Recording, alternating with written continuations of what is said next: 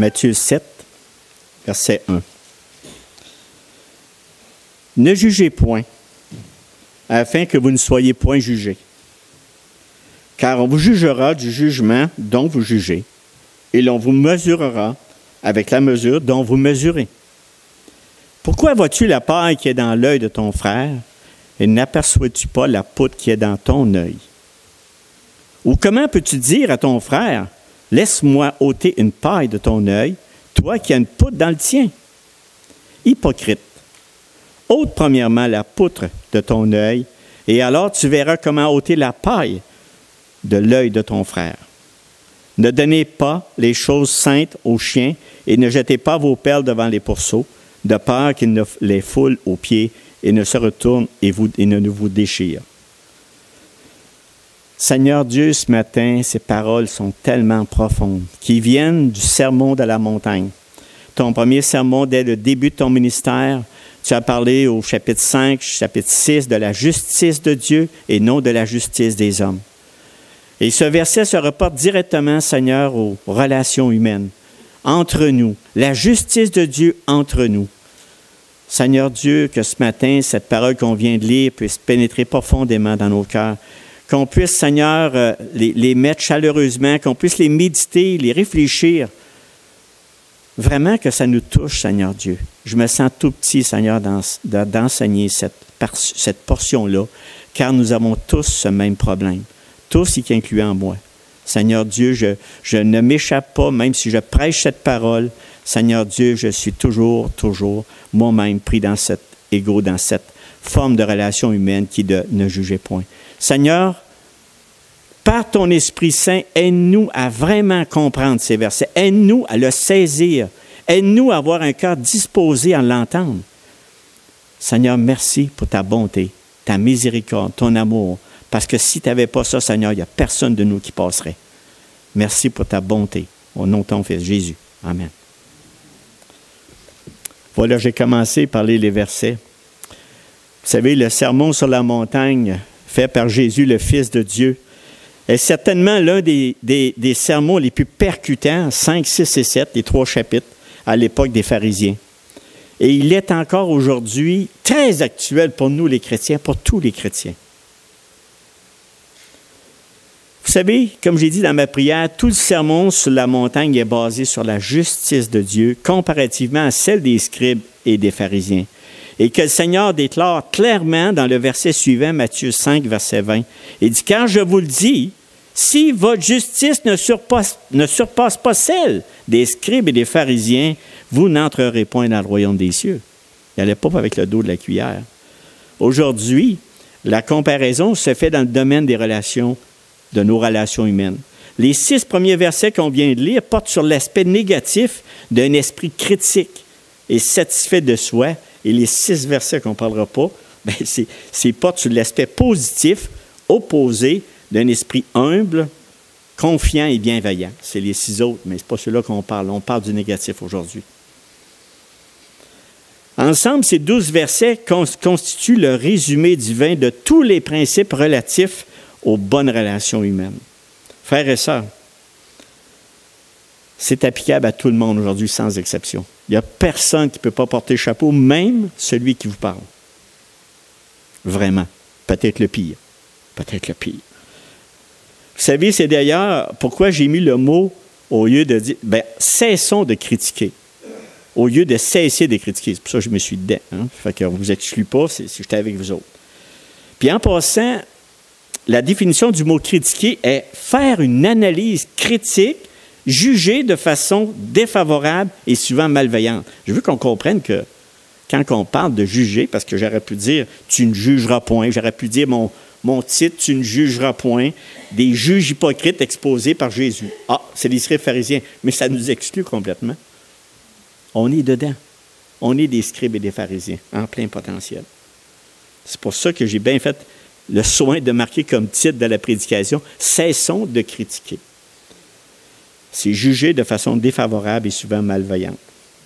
C'est tout à fait ce que le Seigneur dit dans Matthieu 1 à 6. Il réprimande l'attitude des scribes et des pharisiens comme étant des hypocrites et il leur explique en quelques mots ce qu'ils devaient faire.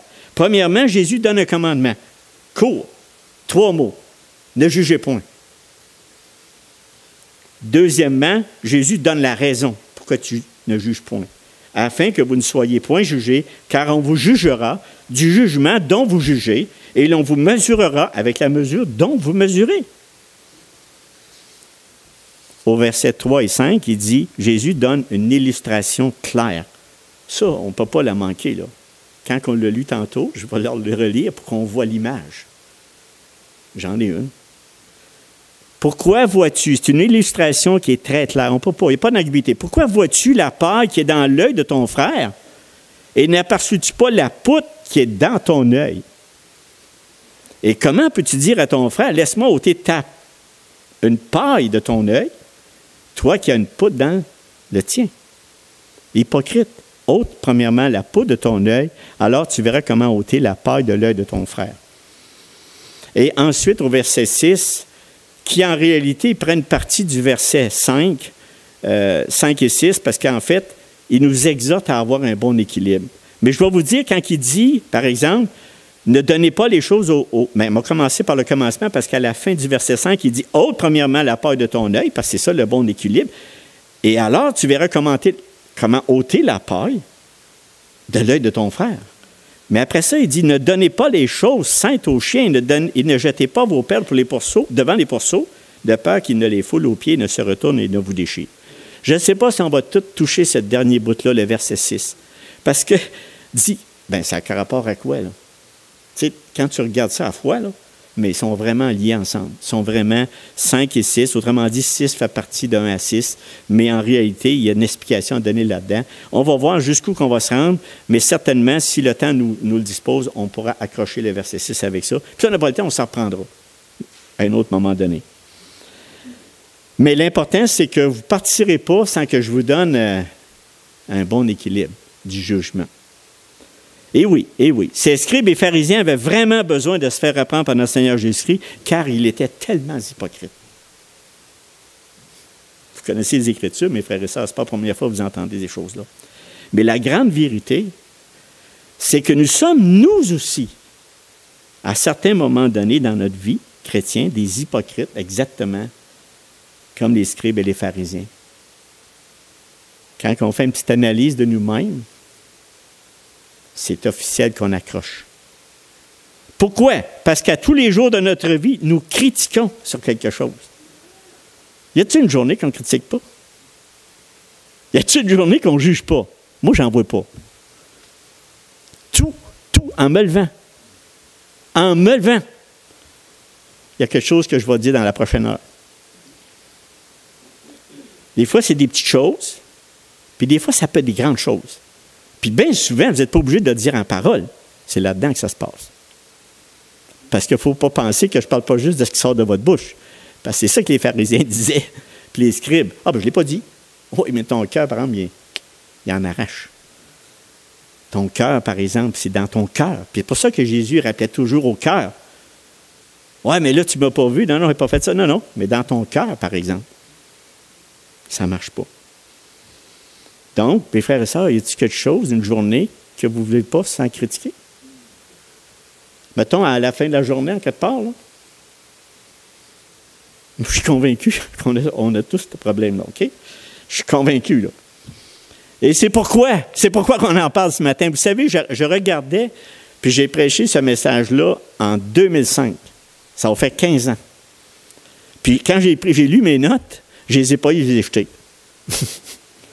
J'ai dit, non, Gérard, il a maturé en Jésus-Christ. Bien, j'espère pour vous autres, c'est la même affaire. Mais moi, là, je ne pouvais plus lire mes notes. Oui, bien, voyons donc, Seigneur, pourtant, c'est la même parole qu'on lit. C'est la même chose que je lis.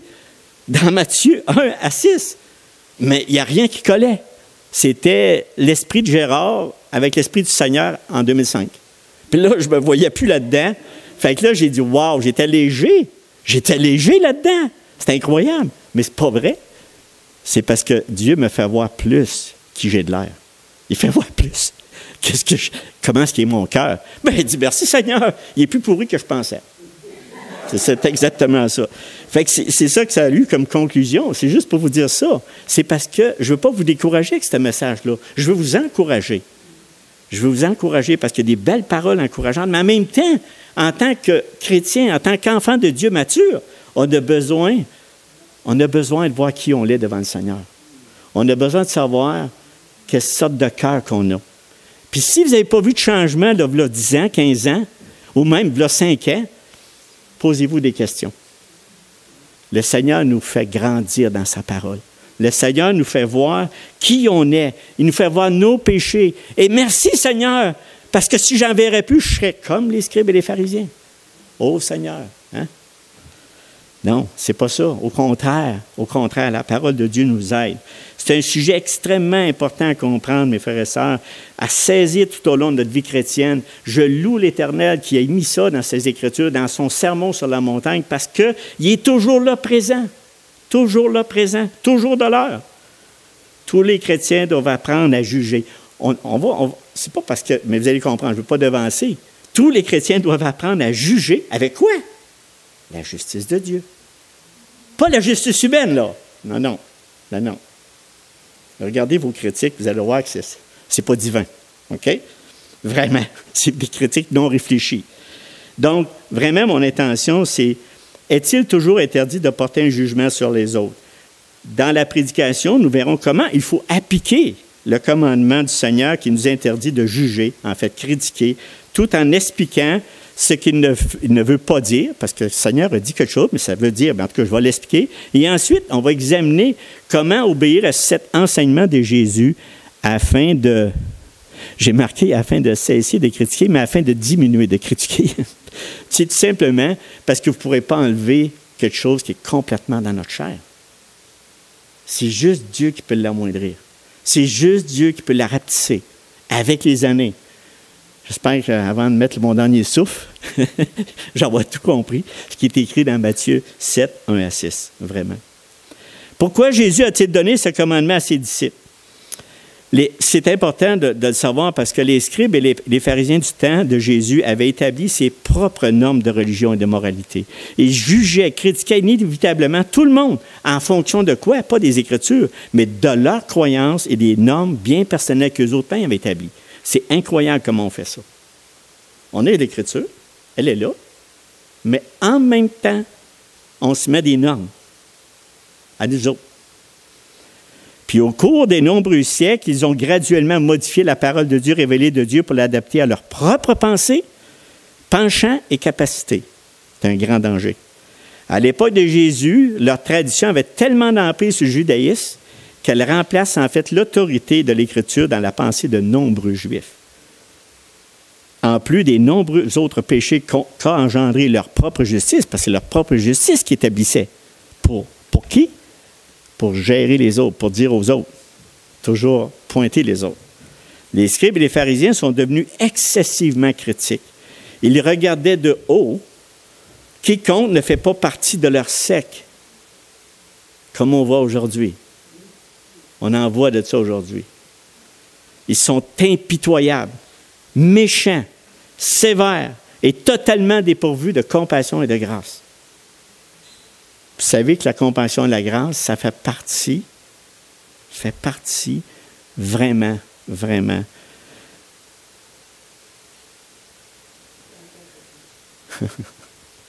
Ça n'a pas ça, mais le mot, je l'ai perdu, bien honnêtement.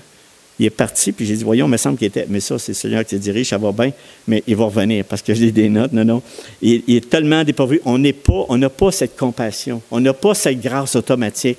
Il y a juste Jésus-Christ qui peut nous donner cette grâce, cette compassion envers notre prochain. Parce que si je n'avais pas Jésus-Christ dans ma vie, vous seriez condamnés, mes frères et sœurs, je critiquerais après vous autres. Mais une chance qu'il est là pour m'aplatir, puis m'écraser, puis dire, Gérard, reprends, parce que c'est toi qui vas y passer. C'est ça que ça veut dire, hein? C'est toi qui vas y passer.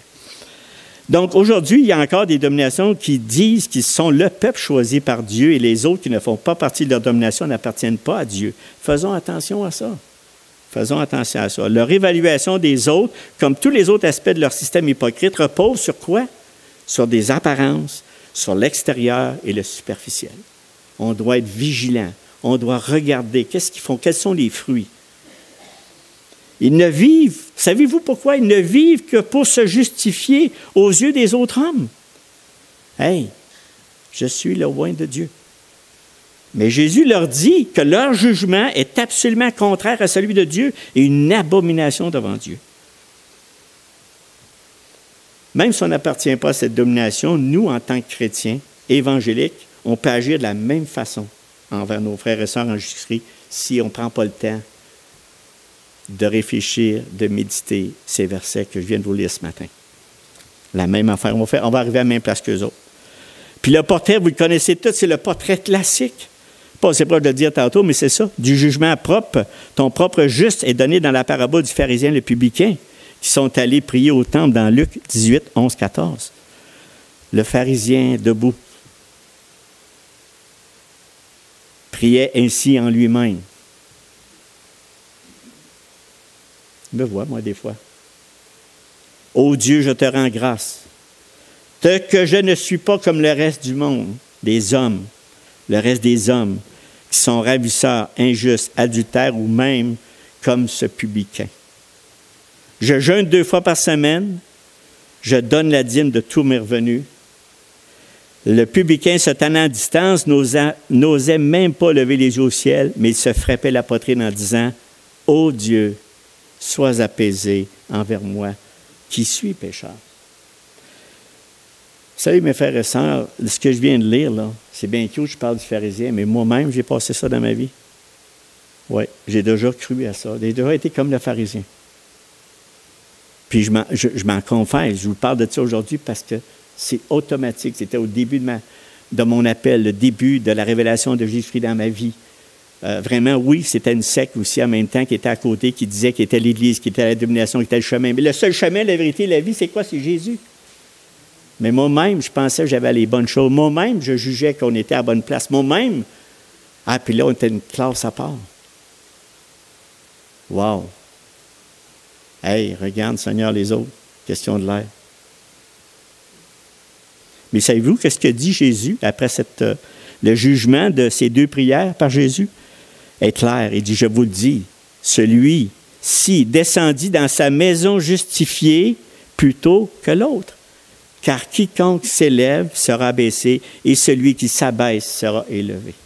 Ça marche, ça, mes frères et sœurs, ça marche. Ça. Parfois, on est obligé de s'abaisser.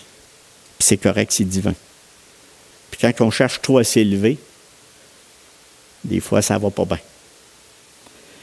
Quand quelqu'un s'élève, tous les autres sont forcément abaissés. Hein? Ici, nous pouvons remarquer une séquence immédiate sur une action. La justification de soi et la condamnation des autres. Souvent, c'est ça. Petit lien. Je peux le dire encore. La justification de soi et la condamnation des autres. Souvent, et très souvent. Les pharisiens de l'époque et beaucoup de chrétiens de toutes les générations aujourd'hui font alors tout ce qu'ils peuvent pour s'élever à leurs propres yeux, pour dire qu'ils sont une race élue. Ils prennent le même verset qu'on lit des fois pour nous dire qu'on est une race élue, une nation sainte. Ils prennent le même verset, mais complètement à l'écart, en regardant les autres de haut, en disant, qui sont ces personnes non converties, non... C'est des rejets de la société, c'est des personnes qui disent qu'ils te louent, mais ce n'est pas vrai. Mais ça, c'est méchant. Mais moi, dans toutes ces années de vie chrétienne, dans tout ça, j'ai vu de la méchanceté, des dommages considérables dans l'Église de Jésus-Christ. Croyez pas? Énormément. Des dommages. Des dommages au point que des gens sont sortis blessés. Des gens ils disent, ça ne peut pas être l'Église de Christ, ça ne peut pas être des enfants du Seigneur. C'est fou comment j'ai vu ça. Puis moi, je fais un peu que, sans être Jésus, je ne suis pas Jésus, mais Jésus, quand il est arrivé à Jérusalem, il pleura sur Jérusalem, vous qui avez tué les prophètes. Mais des fois, on regarde ça, le Seigneur. Mais moi, je suis là-dedans, là, mes frères et sœurs, même à part, là, on est fait aussi pire. Aussi pire. Mais par contre, aujourd'hui, avec les connaissances que Dieu me donnait avec les années, Seigneur, viens à mon secours. Amène-moi à avoir la bonne attitude du jugement. On va y arriver, là. C'est pourquoi que Jésus, avec tout ce que je viens de vous dire, c'est pourquoi que Jésus, sur le sermon de la montagne, il dit, parce qu'il parlait sur ce sermon, puis il disait, lui, c'était le contraste avec la religion qui existait dans ce temps et la justice de Dieu. C'était à ça qu'il s'amenait. Là, il dit, Jésus, ne jugez point. Hey, c'est pas, si ça te tente, juge pas, là. Non, non. Ne jugez point. C'est un impératif, un commandement qui dit dans son sermon, afin de quoi? D'exhorter ses disciples à ne pas juger comme les scribes et les pharisiens. C'est vraiment un commandement, mes frères et sœurs. Ce n'est pas une option. C'est un commandement. Ne jugez point. Mais est-ce que cela veut dire que nous ne pouvons jamais juger de quoi que ce soit? La réponse, absolument pas. Il faut juste juger avec sagesse, avec la sagesse divine. Et on va voir ça. On a le droit de juger, mais avec la sagesse divine. Mais avant qu'on regarde ça, j'aimerais vous parler de ce que ça ne veut pas dire. Vous savez, toute chose qui est dans les Écritures, il y en a qui s'en servent pour leur fond eux autres. Hein? Ces 3 petits mots font l'affaire de beaucoup de personnes croyantes qui les utilisent à tort, ces passages, dans le but qu'on ne devrait jamais évaluer ou critiquer qui que ce soit. Hey, tu n'as pas le droit de me juger. Le Seigneur, il dit ne jugez point. Et même ces croyants les utilisent fréquemment afin de se donner une licence pour couvrir leur propre manquement moral. Les êtres humains donnent raison à Jésus parce que cela fait rudement leur affaire de ne pas juger quoi que ce soit. On vit dans une époque, mes frères et sœurs, qui déteste les absolus théologiques et moraux. Il faut être conscient de ça. Les membres de la société moderne, y compris de nombreuses personnes qui se disent chrétiennes, ont tendance à résister au dogmatisme et aux fortes convictions à propos du bien et du mal. On a parlé de ça, le dernier message, sur le bien et le mal. Puis on y a bien des choses qu'en tout cas, si vous voulez aller voir sur le site, là, c'était vraiment, je parlais de ça, beaucoup de choses. Je voulais déterminer, parce que les gens disent ce qui est mal des rangs du bien. Fait que j'avais tout parlé de ça dans ce message-là. Résister et aux fortes convictions. Bon, par exemple, certains chrétiens utilisent à tort ce verset pour dire aux autres chrétiens qu'ils n'ont pas le droit de le juger sur ses actions, qu'il y a seulement Dieu qui peut le juger. Pas tout à fait tort, mais en même temps, vous allez voir avec la suite du message qu'on peut, nous, le Seigneur nous commande de reprendre un frère ou une sœur qui est en état de péché. On a le droit de le juger, mais il y a une façon de le faire. Quand un chrétien se sert de ce verset pour un bouclier pour dire aux autres chrétiens, vous n'avez pas le droit de me juger. Pour qui vous vous prenez pour me juger? Regardez-vous vous-même. Et regardez la poutre qui est dans votre œil. Au lieu de me regarder, n'oublie pas, il a tout pris le verset, là. N'oublie pas, là. Enlève ta poutre, toi, avant de m'en parler, là, puis me juger. Frères et sœurs, si nous sommes animés d'un tel esprit envers les autres frères et sœurs, c'est pas pour rien qu'un Jean 3, on dirait qu'il était bien placé. Je ne l'ai même pas choisi par exprès, c'est notre frère Vincent qui l'a choisi. Fait que j'ai dit, Seigneur, il dit, merci, tout va dedans, tout va avec le message. Si nous sommes en danger, si on pense comme ça, nous sommes en danger. Nous pensons comme le monde pense à propos du jugement. L'esprit de ce monde l'utilise de manière absolue que tout jugement est interdit. Juge-moi pas. C'est pas ça qu'on vit. Bien des gens préfèrent parler d'un amour universel, de compromis, d'œcuménisme, d'unité. C'est beau, c'est clair, c'est tout bon pour la personne religieuse aujourd'hui. Voilà les seules doctrines vraiment qui sont dignes d'être défendues. Mais on ne va pas attendre le reste des Écritures qui nous rendent mal à l'aise dans nos actions, tu sais. Parlons d'amour, parlons d'unité. Mais le reste, là, tu sais, après tout, c'est ma vie, là, ça me regarde. Mais c'est pas ça, là, que le Seigneur veut nous dire ici. Il ajoute même que juger, critiquer les autres, c'est un manque. Les gens, le monde dit ça. Bien, si tu me juges, bien, c'est un manque d'amour envers moi. Ça se véhicule dans ce monde. Hey, oui, mais là, c'est parce que il y a une fois, là, quand il y a du vrai jugement, puis que tu peux vraiment valider, je te parle pas, on va en parler tantôt des choses comme ça, mais c'est de quoi qui se véhicule. Il n'y a rien de plus faux. Les Écritures sont claires. C'est le contraire qui est vrai. Si tu m'aimes, tu vas me reprendre. Tu m'aimes, mon frère? Tu m'aimes, ma soeur? Dis à Gérard ses péchés. Dis-les. Gérard, tu es en danger. Tu n'en vas pas sur le bon chemin.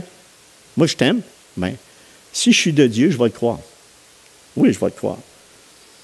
Ils disent encore de juger la catégorie de péché. Là, tu peux parler du péché, de la sorte de péché, mais pas du pécheur. Là, je parle des affaires de ce monde. Ah oui, mais je ne peux pas juger le pécheur. Non, non, non. Non, non, écoute, là, débauché, animosité, jalousie, dispute, adultère, homosexualité, tout. Non, tu peux parler du péché, mais ne va surtout pas dire qu'est-ce que tu fais. Mais le pécheur, lui qui pratique, ne va pas rien dire. Il est vrai que la Bible dit d'haïr le péché et non le pécheur. C'est vrai. Mais on ne peut pas les séparer, car l'âme qui pêche, c'est celle qui mourra. Et encore dans Matthieu 18,15, il dit, la Bible dit que on doit reprendre le pécheur. Si ton frère a péché, va et reprends-le. Entre toi et lui seul. S'il t'écoute, tu vas gagner un frère. Ce verset-là, on l'enlève-tu? On le met-tu à la poubelle? Non, on le garde. Aujourd'hui, toutes les personnes qui ont de fortes convictions basées sur la Bible et qui ouvrent la bouche pour confronter la société et l'Église sont blâmées avec dureté. On s'en va, bien souvent, vous allez voir ça dans la société, dans les médias, quand ils vont « Hey, ça, là, c'est pas correct, ça. Tel péché dénonce telle chose. » Bien là, la société va dire « Wow, wow, wow, wow, wow. » Ils les traitent comme des violateurs de ce commandement, nous interdisant de se juger les autres. Ils prennent ce verset puis ils disent, ce petit bout-là, ce 3 fois. Puis là, ils disent, non, hey, tu n'as pas le droit de juger, regarde, c'est écrit. Puis ils considèrent ces personnes qui sortent, hey, aujourd'hui, ils sortent ce péché-là que Dieu nous dit de parler à l'autre, mais les autres, non, non, non, t'amènes-tu du trouble, toi? T'amènes-tu de la controverse? Donc, la puissance du péché, que ce soit chez l'incroyant ou le croyant, s'oppose toujours à la justice de Dieu et résiste toujours à la vérité divine et aux normes de Dieu. Pour la personne qui est charnelle, là, c'est drôle, j'aime pas ça utiliser ce mot-là, pour la personne qui est charnelle, qui ne veut pas voir ce que Dieu a à dire, la doctrine absolue et les normes morales élevées provoquent nécessairement de la controverse. Puis quand on est shaké quelque chose dans les Écritures, là, vous êtes sur le bon chemin. Ça me dérange, Seigneur, ce que tu as écrit. Vraiment. Oui, mais le Seigneur nous juge. Il nous juge, puis il peut nous juger. Donc, en résumé, ce qu'il faut savoir, ce n'est pas d'hier que les hommes et les femmes, en général, n'aiment pas être jugés par les autres hommes et femmes pour ce qu'ils font. Il y a encore moins par un Dieu de justice et de miséricorde. Je veux vous nommer 2 citations. Ça a été écrit en 1816 et 1900 par Ryle. Et il dit ceci à propos de ces versets-là. Il dit, la première portion de ces versets font partie de ces passages de l'Écriture avec lesquels nous devons faire attention pour ne pas nous éloigner de la signification originale. C'est tout ce que je viens de vous dire. Lui nous dit, fais attention, ne tasse pas ces versets-là. Les ennemis de la vraie religion en abusent fréquemment et en font une mauvaise application. On est en 1816. Là. J'en ai un autre plus loin encore, en 1509. Fait que c'est pas d'hier. Là. Les humains, depuis qu'il a été créé, il est torturé par-dessus tout. Puis il n'arrêtera jamais d'être torturé par-dessus tout. Hein? Il dit ceci, ces paroles de Christ, qui parlent toujours de Matthieu 7, 1 à 6, ces paroles de Christ ne contiennent pas une interdiction absolue d'exercer un jugement, mais ont pour but de guérir une maladie qui, semble-t-il, nous est à tous naturelle. Très naturel. Puis ça, c'est Jean Calvin qui a dit ça quand il a fait la Réforme. Il était très critiqué, puis il a passé au bat. Puis comme tout le monde, quand ils veulent arriver dire à la société, « Hey, on est dans l'erreur, on oublie le Seigneur, puis ce qui est écrit dans la parole, on ne l'observe pas. » Oui, OK, on va te boucher, toi. On va te couper la tête, on va faire de quoi. Mais on n'aime pas ça. Donc, c'est ça le jugement, l'exercice qu'on parle. Il dit, non. On a vraiment une maladie qu'il faut savoir. Et cette maladie, on l'a tous. C'est pour ça que c'est important de saisir et comprendre le sens de ces versets. Maintenant que nous avons vu que ce passage ne dit pas, nous allons voir ensemble ce qu'il dit. OK? Christ n'interdit pas de juger. Car comment pourrions-nous comprendre le verset suivant ou les versets suivants dans Éphésiens 5, 10, 11? Parce que quand tu regardes les Écritures, tu ne peux pas te contenter juste d'une Écriture. Tu dis ne jugez pas, mais qu'est-ce qu'il dit ailleurs? Qu'est-ce que l'Écriture dit ailleurs? Dans Éphésiens 5, 10, 11, il dit « Examinez ce qui est agréable au Seigneur et ne prenez pas part aux œuvres infructueuses des ténèbres, mais plutôt condamnez-les. » Hein? Tu juges? Non, le Seigneur nous permet de porter un jugement. Tout le sermon sur la montagne cherche à établir la distinction complète entre la vraie religion et la fausse religion, entre la vérité et l'hypocrisie spirituelle. Que veut dire? C'est ça. Je ne suis pas maintenant à mes cotes. Non, je te arrête. L'hypocrisie spirituelle. Que veut dire maintenant que veut dire le commandement du Seigneur, ne jugez point. Donc, Dieu nous interdit les jugements hypocrites et méchants. Ce que Jésus nous commande, c'est de juger selon la justice et la miséricorde de Dieu Tout-Puissant. S'il y a une chose que ce grand sermon de notre Seigneur enseigne, c'est bien que ses disciples doivent user de discernement. De discernement. Quand je vous ai parlé tantôt que il y a 15 ans, j'ai préparé ce message-là, puis qu'après 15 ans, j'ai regardé ça, je ne pouvais plus même pas le lire, même pas vous en parler, bien, c'est parce que Dieu a fait du travail dans mon cœur. Il m'a appris avec les années à être plus de discernement. Est-ce que j'ai atteint le but? Pas encore. Savez-vous quand je vais l'atteindre, quand j'aurai plus de souffle? Puis là, lui, il va me transformer, puis il va me changer complètement. Jusque-là, je vais toujours à combattre ce que les versets disent. Je vais toujours être obligé de demander au Seigneur d'user de discernement et de jugement dans ce qu'ils croient et dans ce qu'ils font. On doit s'efforcer de discerner la vérité du mensonge, l'intérieur de l'extérieur, la réalité de l'imposture, la vraie justice de la fausse justice. Bref, la voie de Dieu dans toutes ses autres voies. On est constamment fait face à ça. J'ai-tu découragé, moi, là? C'est un encouragement au contraire. C'est vraiment un encouragement parce qu'il y a un bout à ça. C'est vraiment, on va être libéré un jour, à notre dernier souffle. Il est nécessaire d'exercer notre jugement, d'évaluer des situations, d'avoir du discernement pour évaluer les gens. On a besoin d'apprendre ça. On ne doit pas faire un jugement hypocrite qui manque d'amour. En fait, sans compassion. C'est la grande clé. La grande clé, ça prend de la compassion et de l'amour de Jésus-Christ. Maintenant, regardons ensemble la raison du commandement. La raison du commandement de Jésus, ne jugez point, afin que vous ne soyez point jugés, car on vous jugera du jugement dont vous jugez, et l'on vous mesurera avec la mesure dont vous mesurez. La plupart des gens se sentent libres de juger les autres parce qu'ils pensent à tort être en quelques points supérieurs aux autres. Et vous savez, c'est quand on regarde notre cœur dans le plus profond de nous-mêmes, pour mettre ça devant le Seigneur, c'est vrai. Je l'avoue, c'est vrai. Parce que tu es obligé de me battre avec ça. Gérard Kahn, ton petit pompon, c'est ton frère, ta soeur. On dit même rang d'égal. Il n'y a pas de supériorité là-dedans. Qu'importe le poste qu'on peut avoir. Les pharisiens d'alors pensaient d'être exemptés, eux autres. Dans ce temps-là, ils pensaient d'exempter du jugement parce qu'ils croient satisfaire parfaitement les normes divines. Mais eux autres, là, ils croyaient fortement qu'ils appliquaient à la lettre les normes divines. Pour eux autres, là, ils n'étaient pas à côté de la coche. Ils étaient dans la coche, mais ils ne l'étaient pas. C'est pour ça que le Seigneur a dit, toi là, c'est ça, tu seras jugé. On vous jugera, dont vous jugez, car on vous jugera du jugement dont vous jugez. Et l'on vous mesurera avec la mesure dont vous mesurez. Écoutez, c'est le Seigneur qui vient de dire ça, là. Il vient de dire ça. Il va prendre la même mesure que les autres ont utilisée.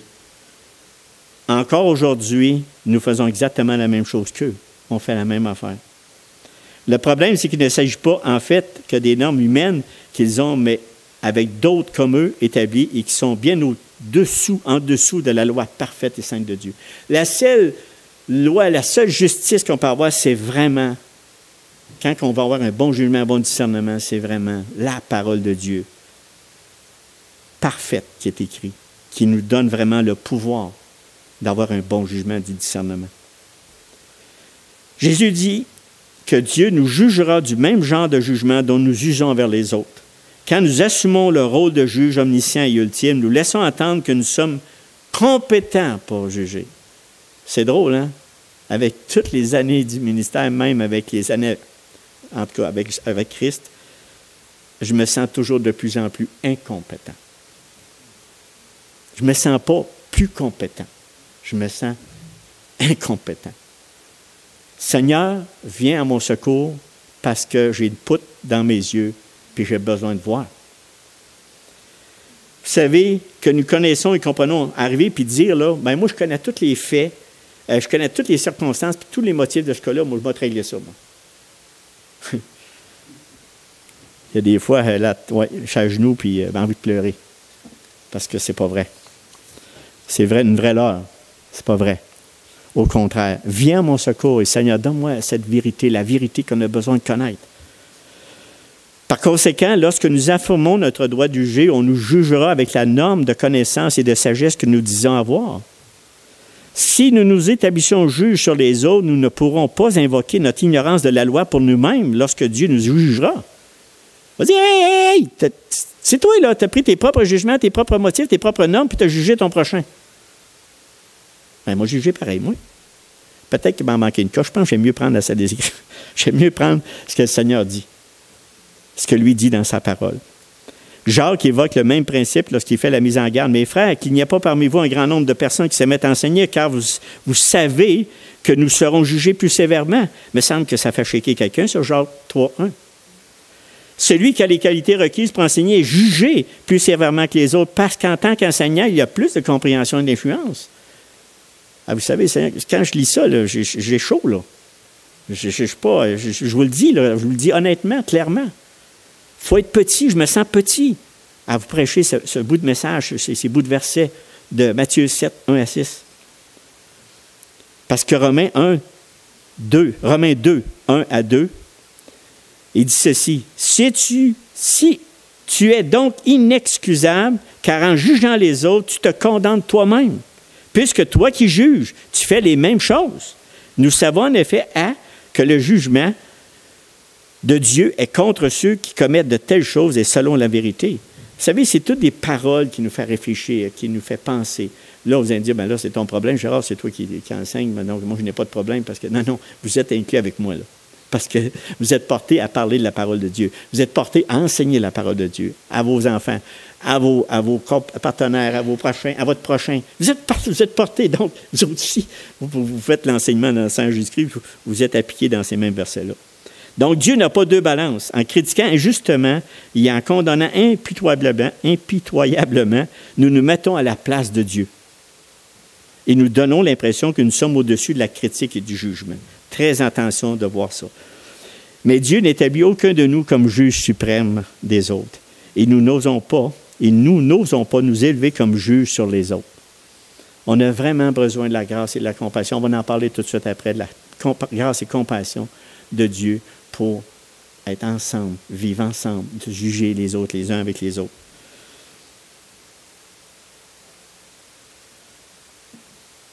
Bon, faire du commérage, faire le rapporteur ou critiquer les autres, c'est vivre sous la fausse impression que ceux que nous jugeons ainsi sont en quelque sorte inférieurs à nous. Je ne sais pas si je dois répéter ça, mais je pense que vous avez entendu. Faire du commérage, faire le rapporteur ou critiquer les autres. C'est vraiment, vraiment, vraiment... c'est de mettre les autres en bas. Ce genre de jugement est un boomerang, dit Jésus, qui reviendra frapper celui qui juge. Et le jugement injuste deviendra sa propre potence.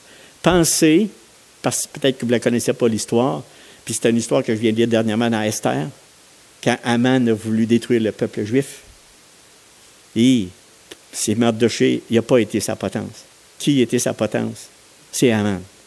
Puis c'est lui qui a préparé sa propre justice. C'est lui qui a subi sa propre justice. Lui, sa justice, c'était de détruire le peuple juif.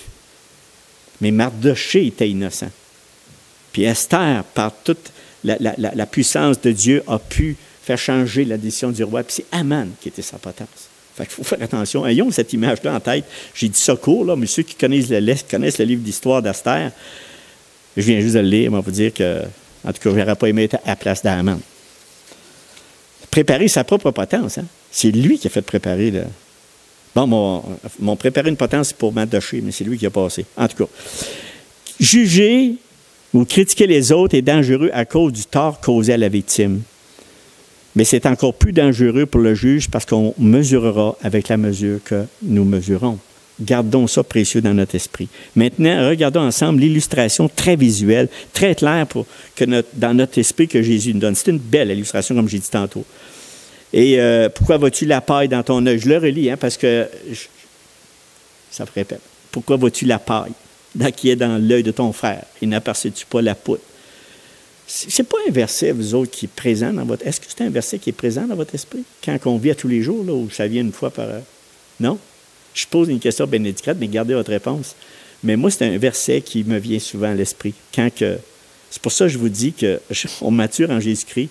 Puis il y a des fois, quand je vais arriver tantôt à des exemples, Mais ça me vient à l'esprit, ça. Oh, fais attention, moi, Gérard, t'es-tu à la poutre ou la paille? La poutre ou la paille? Donc, comment peux-tu dire à ton frère, laisse-moi ôter une paille de ton œil, toi qui as une poutre dans le tien? Hypocrite, ôte premièrement la poutre de ton œil, et alors tu verras comment ôter la paille de l'œil de ton frère. Il y a 3 points à retenir là-dedans, sur cette illustration-là. 3 points. Jésus nous dit que nous devons, ça c'est le premier point, Jésus nous dit que nous ne devons juger les autres, nous ne devons pas juger les autres sans se juger envers nous, sans se juger nous. C'est la clé. C'est la première et une des importantes, mais il y en a 2 autres. Nous ne devons pas juger les autres sans se juger d'abord. Et puis, on a tué un bel exemple dans les Écritures. Un bel exemple, là. Puis, vous le connaissez tous, c'est dans 2 Samuel. Samuel 12, plutôt 1 à 7, pour le péché de David, avec l'adultère. L'adultère, il a commis avec la femme d'Uri. Puis lui, personne, lui, dans sa tête, il avait une pleine conviction que personne ne l'avait vu. Même pas l'Éternel. Il était séduit, mon David. Il était séduit vraiment. Il faisait exactement ce qu'on est en train de parler. Il ne s'est pas jugé. Non, je ne suis pas correct. Moi, je t'apporte. Tu sais, moi, je suis le roi. Je t'apporte de tout ça, moi. Mais là, il y a eu la visite de qui? De Nathan. Nathan, puis je vais vous les lire parce que ça l'est l'exemple. L'Éternel envoya Nathan vers David, et Nathan vient à lui et lui dit, il y avait dans une ville 2 hommes, l'un riche et l'autre pauvre. Le riche avait des brebis et des bœufs en très grand nombre. Le pauvre n'avait rien du tout qu'une petite brebis qu'il avait achetée.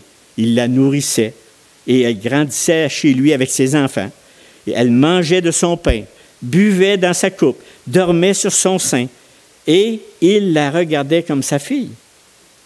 Un voyageur arriva chez l'homme riche, et le riche n'a pas voulu toucher à ses brebis et à ses bœufs pour préparer un repas au voyageur qui était venu chez lui. Il a pris la brebis du pauvre et l'a apprêtée pour l'homme qui était venu chez lui. La colère de David s'enflamma violemment contre cet homme, et il dit à Nathan, « L'Éternel est vivant.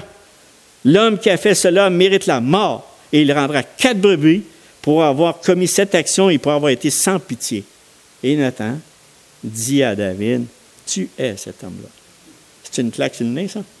Bon, en tout cas, si vous voulez savoir le reste de l'histoire, lisez le reste dans 2 Samuel, Samuel 12, 1 à 7, lisez le restant. Vous allez voir la repentance de David. Il a reconnu son péché.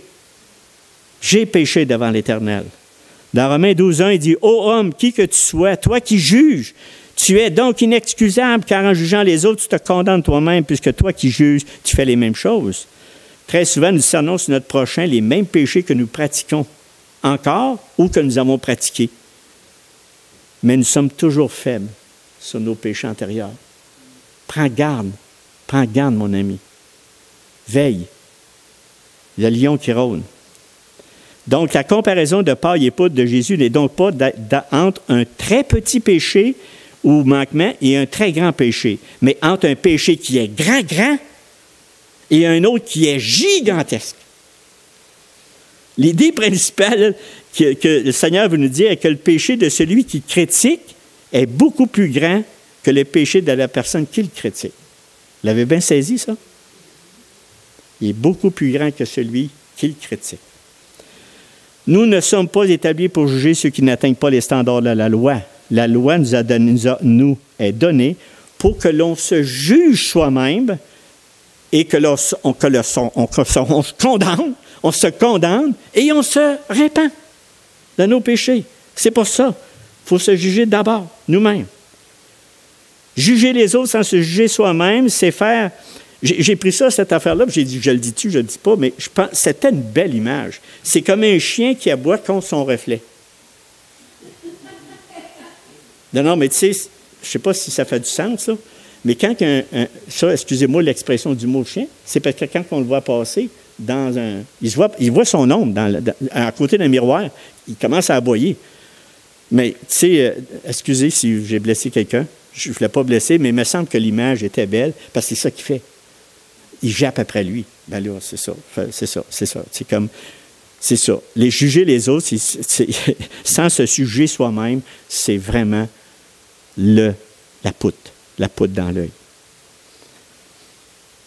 Jésus dénonce le jugement égoïste et injuste ainsi que la condamnation impitoyable des autres que pratiquent les scribes et les pharisiens.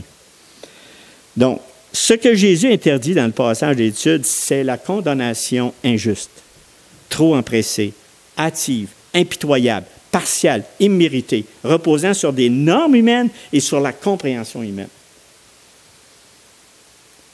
Quand nous avons une absence de miséricorde, par exemple, le deuxième point, lorsqu'on veut reconnaître, justement dans cette illustration-là, quand nous avons une absence de miséricorde, en fait, quelle est la motivation avec laquelle nous regardons les autres et nous jugeons? Quelle est la motivation? Je vais en nommer quelques-unes. Par exemple, si on prend plaisir à la faute des autres.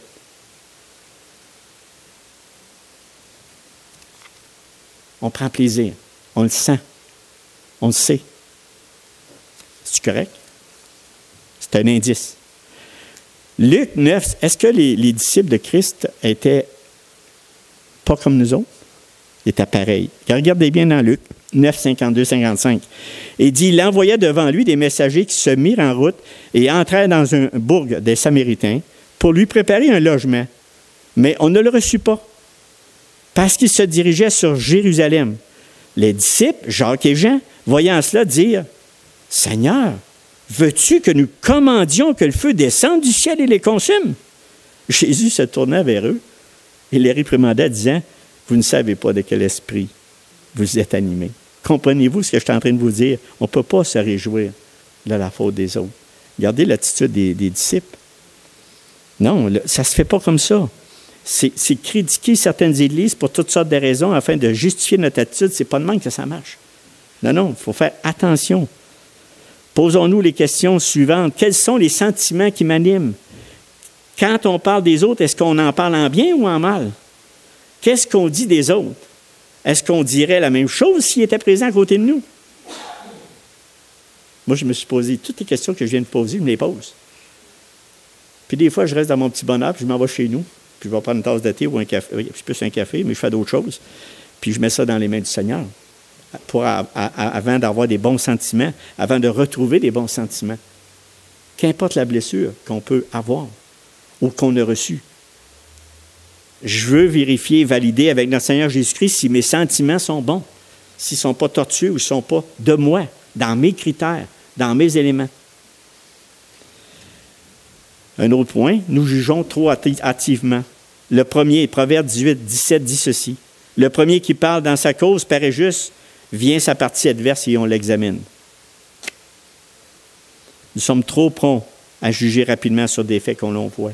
Nous arrivons vite à des conclusions sur ce qu'on entend. On juge en ignorant des situations. On fait des remarques sur les absents dans l'Église. Ah ben un matin, ouais, il n'était pas là.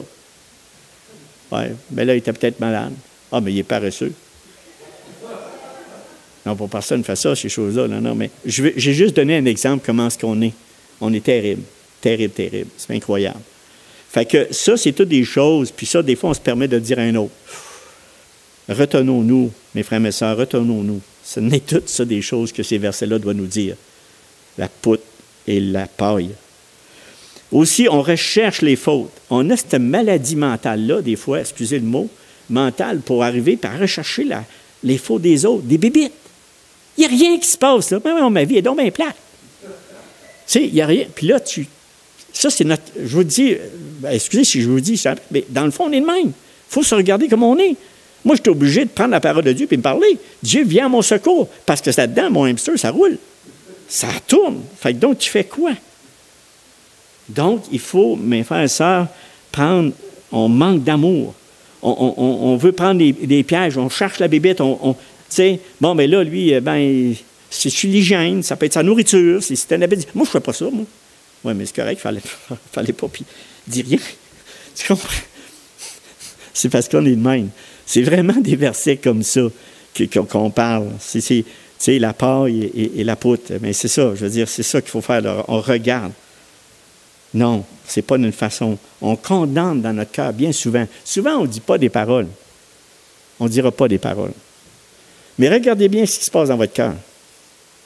Moi, je vous l'ai dit dès au début. C'est incroyable. Des fois, là, si on mettrait tout ça là, à vue là, de tout le monde, on dirait « Wow, qu'est-ce que c'est ça? » Ben, c'est le Seigneur, il voit tout ça, lui. Le Seigneur, il voit tout ça, tout ce qui se passe dans notre cœur. Moi, je veux juste vous dire ça, mes frères et sœurs, j'ai fait mon examen avant, puis je le fais à tous les jours, puis je n'ai pas fini, je vous l'ai dit. Je suis comme vous. Donc, moi, ce que j'ai besoin, c'est qu'il faut que je les analyse, toutes ces choses-là qui se passent dans ma tête. Je les analyse. Puis croyez-moi, il y a toujours un adversaire qui veut votre peau, puis notre moi qui est très égoïste, très orgueilleux, très imbu de lui-même. Fait qu'imaginez, on a-tu de l'ouvrage à chaque jour? On en masse. On en masse. Examiner. Et le dernier dans ça, je veux dire pas le dernier, pas le troisième, parce que c'était des sous, là, parce que le troisième, il s'en vient. C'est toujours dans ce que je vais vous dire pour ne pas vous mélanger, parce que là, il dit la première, deuxième. Ma femme va dire, bon, tu nous as mélangé bien raide. C'est toujours dans le deuxième point, quand nous avons une absence de manque de miséricorde, en fait, quelle est la motivation? Je suis toujours là-dedans. Parce que le troisième point s'en vient. Là, je pense que j'ai éclairci, ça a aidé Gaétane. Par la calomnie, dire des choses fausses dans le but de nuire à quelqu'un. Y a-tu de quoi plus méchant? Répandre avec ta bouche la mauvaise réputation des autres. Faire de la médisance. Action de médire, tenir sur quelqu'un des propos malveillants, révéler ses défauts avec l'intention de lui nuire. Lui nuire au lieu d'arriver et dire « Garde, je vais aller le voir, il m'a fait un tort. Tu m'as blessé, ça. Tu parles comme on n'est pas là-dedans, là. Mais c'est de le répandre, c'est de nuire à la réputation de l'autre. C'est parler du scandale des autres, sans gargariser. C'est fou, là. C'est incroyable qu'on s'emballer, puis on met ça enveloppe ça avec du beau carton bien enveloppé avec une, tu sais, pour pas que ça paraisse trop, là. Tu sais, je veux dire, dans le fond, puis c'est méchant. Mais dans le fond, on n'a aucune... Écoute, on est tous pris avec ça, mes frères et sœurs. Tout le monde est pris avec ça. Réfléchissons. Quelle est notre motivation première? Si ça ne sent pas l'amour, mettez ça de côté. L'amour de Dieu, je parle. L'amour de ton prochain. L'amour de ton frère. Mettez ça de côté parce que ça ne sent pas bon. Puis, on ne dit pas, mais par contre, s'il y a des choses qu'il faut se dire, il faut le dire, là. Un instant, là. On va y arriver à ça. Le troisième point, nous avons un aveuglement moral envers nous-mêmes. Ça veut dire qu'on ignore la poutre. La poutre de juger et de critiquer les autres. Nos voix, quand on est comme ça, nos voix paraissent toujours justes devant l'Éternel. Les pharisiens, les scribes et les pharisiens, lui, il vous le dit, ils croyaient vraiment qu'ils faisaient la bonne chose. Mais ils n'étaient pas là. C'est pour ça que le Seigneur a parlé de ça dans Matthieu 7, 1 à 6. Frères et sœurs, avant de juger, regardons et analysons attentivement notre propre vie, nos attitudes, nos motivations. Nous allons découvrir une poutre beaucoup plus grande qu'on peut penser, comme moi-même, je vous l'ai dit tantôt, après toutes ces années. Vraiment. Puis j'ai dit, Seigneur, continue à me changer, continue à me sanctifier, continue, parce que de moi-même, je n'y arriverai pas. Mais avec toi, Seigneur, et ta parole, je vais y arriver. Donc, Proverbe 28, 13, il dit, celui qui cache les transgressions ne prospère point, mais celui qui les avoue et les délaisse obtient miséricorde. Ça marche, mes frères, ça marche au bout de ça. Finalement, regardons le verset 6, mais là, ça ne sera pas le verset 6, je vais juste prendre la partie ôte premièrement la poudre de ton œil, parce que je vois le temps et on va le dépasser, puis je vais le mettre une autre fois, le dernier, quand on va parler, ne donnez pas les choses saintes aux chiens et ne jetez pas vos perles pour les pourceaux, parce que ça demande vraiment un enseignement là-dessus, qui va avec, mais qui explique vraiment, vraiment dans notre attitude, dans la relation humaine, mais qui est beaucoup plus étoffé. Mais on va se limiter à ça, là. On va se limiter à l'illustration. Puis après ça, je vais vous donner la partie qui dit avoir un équilibre dans notre jugement. Je vais vous partir avec ça. Vous ne partir avec un côté négatif, là. Vous allez partir avec un côté positif. La personne, ôte premièrement la poudre de ton œil, et alors tu verras comment ôter la paille de ton œil, de l'œil de ton frère. Ça, c'est déjà avoir un équilibre dans notre jugement. Déjà, comme je viens de l'expliquer. La personne qui a l'esprit et l'attitude du citoyen du royaume, c'est-à-dire la personne qui est pauvre en esprit, humble et qui a faim et soif de la justice de Dieu, sera la première personne. Elle va être la première personne à voir son propre péché et en s'en affliger. Êtes-vous affligé quand Dieu vous montre votre péché? Moi, je dis, Seigneur, Merci pour ta miséricorde.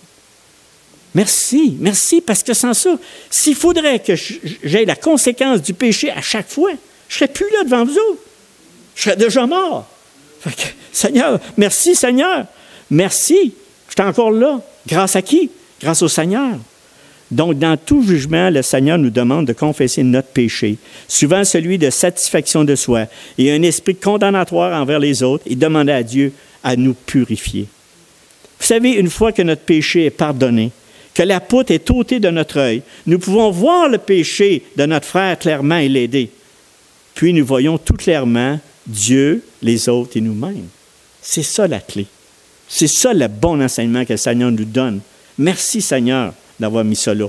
Nous voyons Dieu comme un seul juge, les autres comme des pécheurs dans le besoin, semblables à qui? À nous, pareil comme nous, dans le même bain, on est dans le même bateau. Même bateau. Nous voyons notre frère comme un frère à notre propre niveau et avec les mêmes faiblesses et avec les mêmes besoins que nous. Le bon équilibre entre l'humilité et la capacité d'aider se voit dans le psaume 51. Le même gars que je vous ai parlé tantôt, que lui, il a péché devant l'Éternel, il dit « Ô Dieu, crée en moi un cœur pur, renouvelle en moi un esprit bien disposé, rends-moi la joie de ton salut, et qu'un esprit de bonne volonté me soutienne. » Quelle parole de David! Un homme repentant selon le cœur de Dieu. Il était constamment, oui, il a péché, oui, on pêche, mes frères. Mais on a une attitude comme on doit avoir, comme David, se repentir. Et là, il continue, puis il dit, « J'enseignerai tes voies à ceux qui les transgressent. » Est-ce qu'il a dit, « Ben là, tu ne jugeras pas?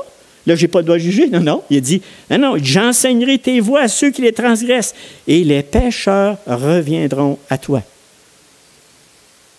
Donc, Paul nous donne le conseil suivant dans Galates 1.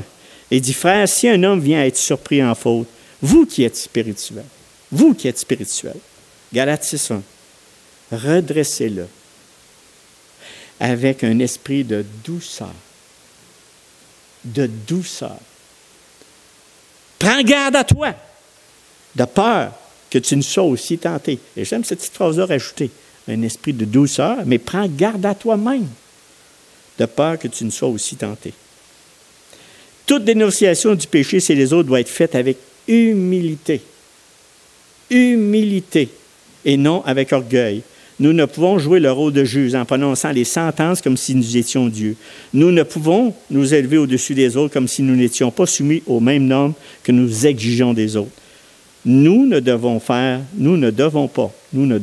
faire les hypocrites en blâmant les autres et en nous justifiant.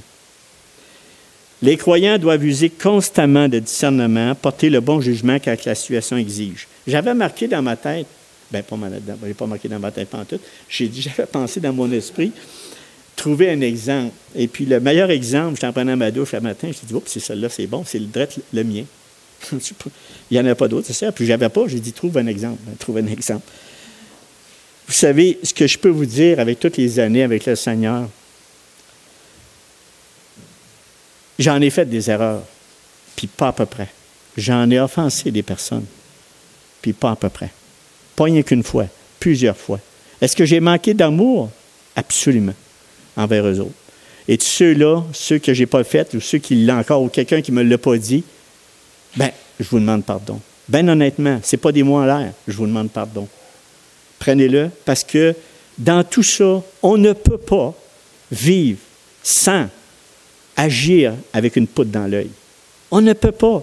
Pour avoir un jugement, un discernement, une intelligence, on a besoin absolument du Dieu vivant, de la parole de Dieu. On a besoin de l'Esprit Saint qui nous dirige. On a besoin qu'il nous montre notre cœur crasseux. Crasseux, là. J'ai-tu trop fort? Mais plein, là, qui est noir, qui en fin du compte, là, on ne veut pas le montrer à personne, mais dans le fond, on tombe. Dans le fond, on arrête. On arrive. C'était ça l'exemple que je vais vous donner, mes frères et sœurs, je vous le dis. Soyez bénis par cette parole. On touchera un peu plus loin l'autre verset parce que je veux vous laisser avec ça. C'est une note positive. C'est un sujet que, je vous le dis en partage, je trouvais ça très difficile, mais je vous aime. Je vous aime d'un amour de Jésus-Christ. Puis que la bonté de Dieu vous guide, que l'Esprit Saint vous guide, qu'il vous donne du courage de la force de justement, puis servir justement de ces versets-là pour qu'il vous fasse grandir pleinement dans son nom, dans sa justice. On prie? OK. Seigneur, notre Dieu, notre Maître, tu es donc le Dieu Tout-Puissant. Tu es le Dieu merveilleux, le Dieu qu'on s'attend, le Dieu qui prend soin de nous, le Dieu qui est plein de compassion, de grâce et de miséricorde. Un Dieu qui est constamment là, Seigneur, pour nous relever dans nos chutes, nous relever dans nos péchés, nous, par ton Fils Jésus-Christ. Vraiment, tu couvres ces péchés. Seigneur, merci de ce beau plan divin. Si ça, tu n'avais pas fait ça, il n'y a aucun de nous qui pourrait survivre. Il n'y a aucun de nous qui pourrait passer. Il n'y a personne qui pourrait être avec toi, Seigneur. Mais par ton Fils Jésus-Christ, par notre nature humaine qu'on est là, par ton Fils qui est mort pour nous, qui nous a rachetés de tous nos péchés, Seigneur, viens à notre secours. Fortifie-nous par ta parole. Garde-nous dans ta parole. Éloigne-nous du malin et donne-nous vraiment une espérance à aller avec toi, Seigneur. Amen. Soyez bénis.